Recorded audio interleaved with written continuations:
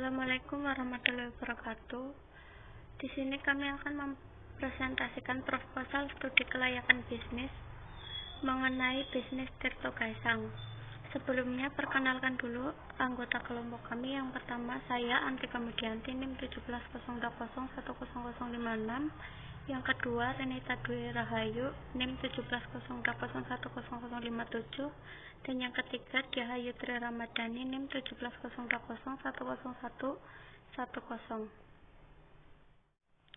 Bab 1 yaitu pendahuluan dan ringkasan bisnis. Yang pertama, latar belakang. Air sangat diperlukan oleh tubuh manusia, seperti halnya udara dan makanan. Manusia tidak akan bisa bertahan hidup tanpa air. Selain berguna untuk manusia, air pun diperlukan oleh makhluk hidup lain, misalnya hewan dan tumbuhan.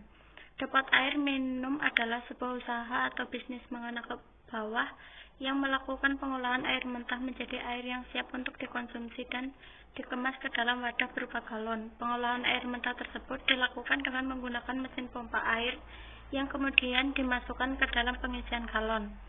Air tersebut juga sudah disterilisasi terlebih dahulu sebelum dikemas ke dalam galon sehingga aman untuk dikonsumsi langsung tanpa harus memasaknya terlebih dahulu. Dengan adanya fakta bahwa air sangat dibutuhkan oleh makhluk hidup, terutama manusia, ini membuat orang berpikir untuk memanfaatkan fakta tersebut untuk memperoleh keuntungan. Yang sekarang terjadi, banyak orang yang membuat atau membangun usaha depot isi ulang air galon, salah satunya yaitu Tirto Gaesang yang berada di Desa Pucung Kidul, Kecamatan Kroya, Kabupaten Cilacap.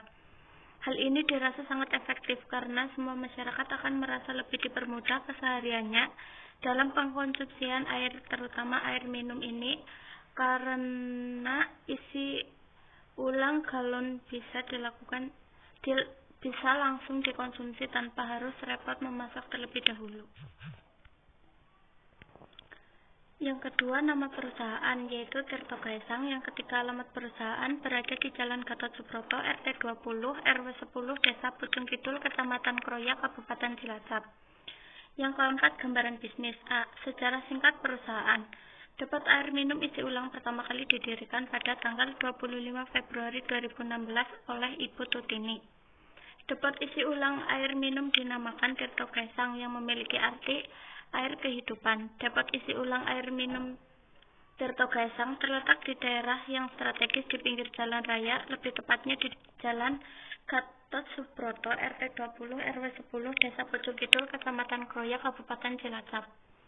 Ibu Tutini mendirikan depot air minum isi ulang karena di daerah tersebut belum ada yang mendirikan usaha depot isi ulang dan kondisi geografis daerah tersebut sangat baik serta dapat menghasilkan air dengan kualitas yang bagus, sehingga jika mendirikan depot air minum isi ulang di daerah tersebut memiliki peluang yang besar dan dapat dimanfaatkan secara maksimal.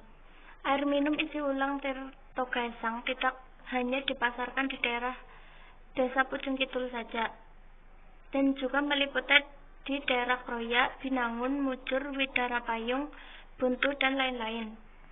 B. Jenis barang usaha atau kegiatan utama perusahaan yaitu perseorangan. C. Pemilik perusahaan adalah Ibu Tutini. Selanjutnya yaitu bab 2, aspek organisasi dan manajemen. A. Organisasi. Yang pertama, identitas perusahaan. Depot air minum isi ulang diberi nama Tirto Gaesang. Usaha depot air bergerak pada bidang penjualan dalam pengolahan air baku menjadi air minum. Pemilik usaha tersebut yaitu Ibu Tutini.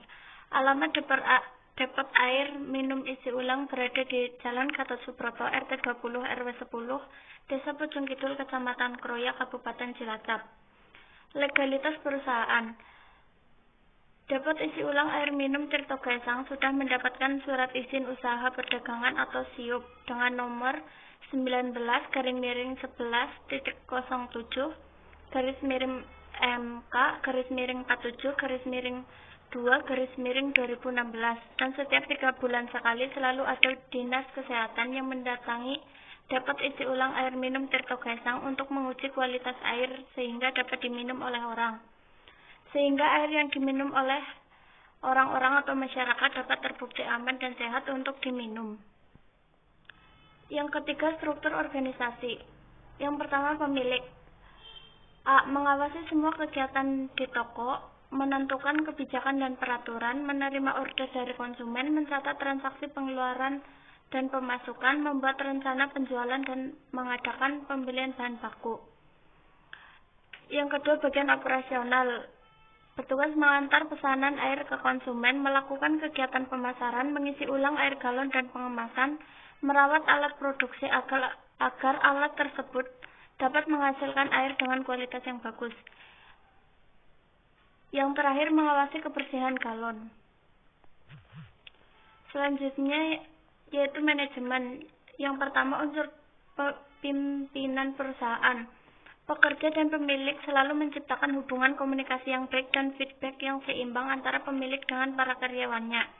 Yang kedua, uraian tugas atau pekerjaan. Jika dilihat dari waktu, dalam mendirikan usaha dapur air minum isi ulang dapat dijalankan dalam jangka panjang. Walaupun harga mesin dan peralatan yang digunakan cukup mahal, tetapi mesin dan peralatan tersebut dapat digunakan jangka panjang. Yang ketiga yaitu karyawan program kerja. Dapur air minum isi ulang berusaha melaksanakan aktivitas produksi dengan maksimal untuk mencapai target dan omset yang telah ditentukan sebelumnya. Selanjutnya bab 3 yaitu aspek pemasaran dan pasar. Yang A. Nama produk yang dipasarkan dan kegunaannya. Dapur isi ulang air minum Tirto Gaesang juga menyediakan isi ulang air minum RO atau reverse osmosis. Kegunaan air minum RO untuk membantu dalam meningkatkan energi atau stamina tubuh. Air sumur atau air tanah akan dikelola dengan baik, maka air tersebut dapat diminum dengan aman dan dapat dipasarkan ke masyarakat. Yang B. Wilayah daerah pemasaran. Wilayah daerah pemasaran di daerah Kroya, Pucung Kidul, Kroya, Karangmangu, Gentasari, Binangun, Widara Payung, dan lain sebagainya. Yang C. Segmen pasar. Segmentasi pasar dari dapur air minum isi ulang Tirto Gaesang yaitu pelanggan rumahan, pelanggan toko kebutuhan pokok atau warung. Dalam melakukan pemasaran yaitu dengan mengantar galon air minum isi ulang ke rumah atau toko konsumen dengan cara menghubungi atau memesan dengan nomor telepon yang telah diberikan. Selanjutnya kebijakan harga. Dapur air minum isi ulang Tirto Gaesang menetapkan harga Rp6.000 per galon untuk perorangan dan Rp5.000 per galon untuk toko kebutuhan pokok atau warung. Estimasi distribusi. Produk yang dihasilkan didistribusikan ke rumah konsumen, warung atau toko kebutuhan pokok, dan warung makanan. Dan bisa juga konsumen langsung mendatangi dapur air minum isi ulang Tirto Gaesang.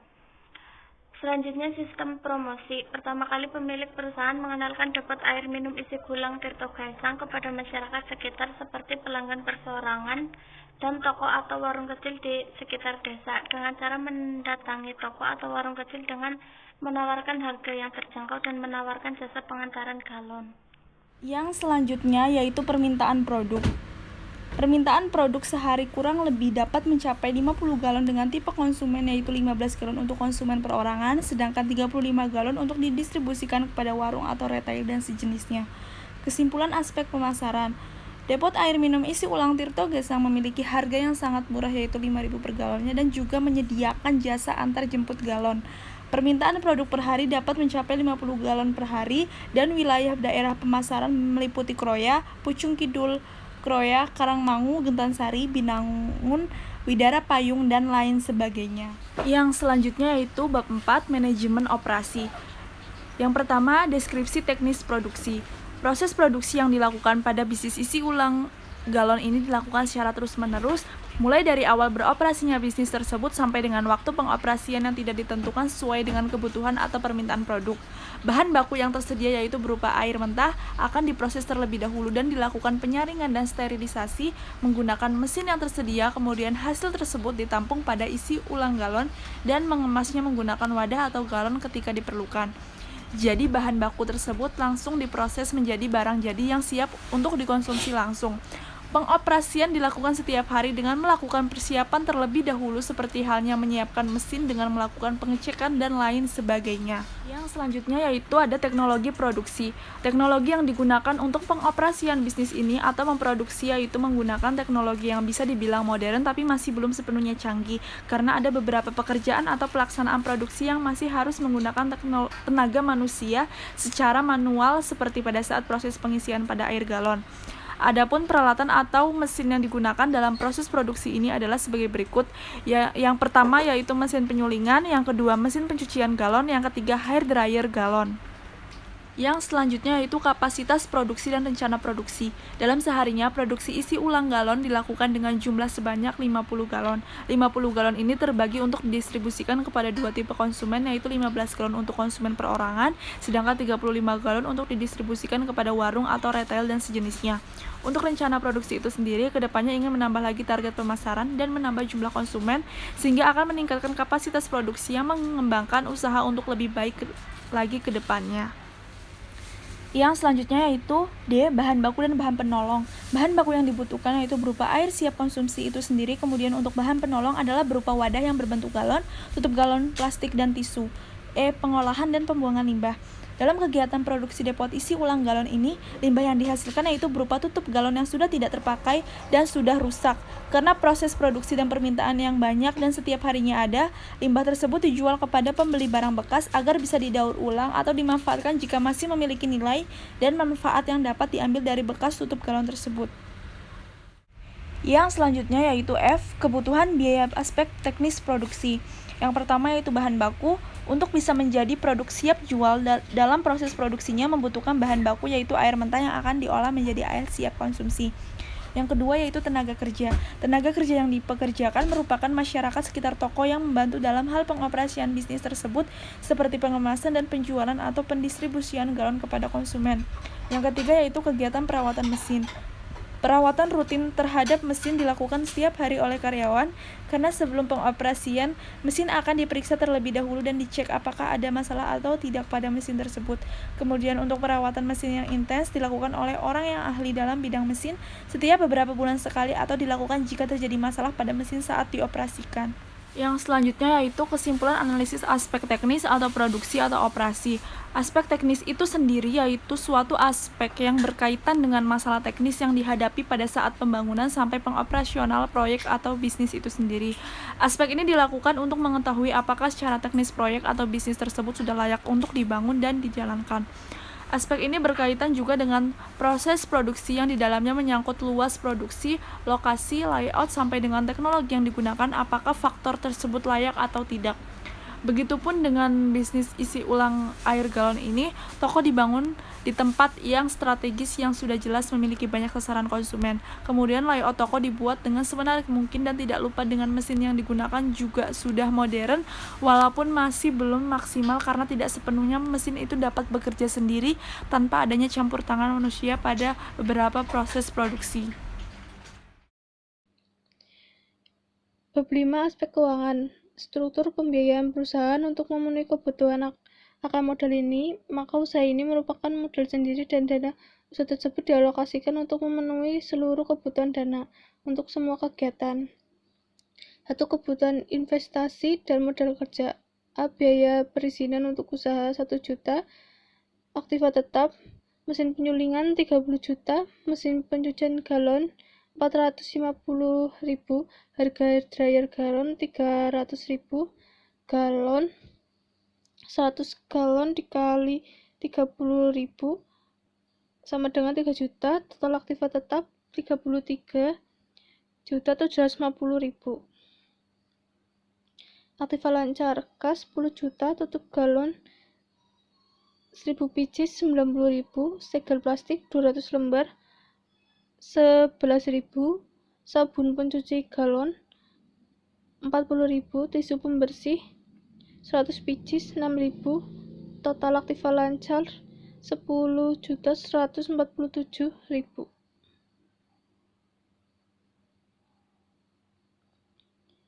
Proyeksi keuangan perusahaan. Proyeksi pendapatan per hari konsumen 90.000, toko kebutuhan pokok warung 175.000, jumlah pendapatan per hari 265.000, pendapatan per bulan konsumen 2.700.000, toko kebutuhan pokok kata warung 5.250.000, jumlah pendapatan per bulan 7.950.000, pendapatan per tahun konsumen 32.400.000, toko kebutuhan pokok kata warung 63 juta, jumlah pendapatan per tahun 95.400.000. Selanjutnya proyeksi biaya per tahun. Gaji karyawan 12 juta, biaya listrik 1.200.000, biaya bahan bakar bensin 3.600.000, jumlah biaya pengeluaran 16.800.000. Proyeksi rugi laba. Perhitungan laba atau rugi yaitu menghitungkan selisih dari pendapatan dengan pengeluaran. Laba atau rugi pendapatan dikurangi pengeluaran. Pendapatan itu 9.400.000 dan pengeluarannya itu 16.800.000. Totalnya 78.600.000. Dengan demikian laba yang diperoleh per tahun dalam penjualan depot air minum isi ulang adalah sebesar 78.600.000. Analisis rasio keuangan payback periode investasi dikali 1 tahun, arus cash inflow sama dengan EAT ditambah depresiasi. Aktiva tetap 33.750.000, depresiasi 95.400.000, diperoleh dari total depresiasi. Keuntungan bersih per tahun sama dengan omset per tahun sama dikurangi biaya operasional. 95.400.000 dikurangi 16.800.000 sama dengan 78.600.000. Hari kerja per tahun diasumsikan 312 hari. EAT sama dengan 78.600.000. Kesimpulan analisis aspek keuangan, proyeksi rugi atau laba, perhitungan laba atau rugi dengan menghitung selisih dari pendapatan dengan pengeluaran. Laba atau rugi, pendapatan 95.400.000, pengeluaran 16.800.000, sama dengan 78.600.000. Dengan demikian, laba yang diperoleh per tahun dalam penjualan depot air minum isi ulang adalah sebesar 78.600.000. Keuntungan bersih per tahun, omset per tahun dikurangi biaya operasional 95.400.000 dikurangi 16.800.000 sama dengan 78.600.000. Selanjutnya bab penutup. Kesimpulan studi kelayakan bisnis dari data dan informasi di atas dapat disimpulkan bahwa usaha depot isi ulang air galon ini sudah layak untuk dijalankan dan dioperasikan. Hal ini bisa dilihat dari berbagai aspek yang sudah dianalisis yang menunjukkan hasil yang positif. Selain itu, usaha ini juga membawa manfaat selain untuk pemilik usaha itu sendiri, tetapi juga untuk masyarakat sekitar, yaitu merekrut masyarakat untuk menjadi karyawan. Usaha ini dapat dikatakan berhasil karena sampai sekarang usaha tersebut masih tetap berlanjut dan beroperasi secara normal dan memiliki konsumen yang tetap bahkan bertambah terus-menerus. Meskipun banyak usaha yang serupa, tetapi usaha isi ulang galon ini tetap mempertahankan posisinya di hati konsumen. Tentu produk ini memiliki kelebihan sehingga mampu untuk tetap bertahan di tengah banyaknya persaingan. Kelebihan tersebut yaitu salah satunya adalah harga yang terjangkau. Rekomendasi tindak lanjut. Berdasarkan hasil pengamatan dan data-data di atas, kami menyarankan agar usaha tersebut tetap berlanjut. Hal ini karena usaha tersebut selain menghasilkan keuntungan yang diharapkan oleh pemilik, tetapi juga membawa manfaat bagi para konsumen dan masyarakat sekitar. Terima kasih. Sekian presentasi dari kami. Bila ada kesalahan, kami mohon maaf. Wassalamualaikum warahmatullahi wabarakatuh.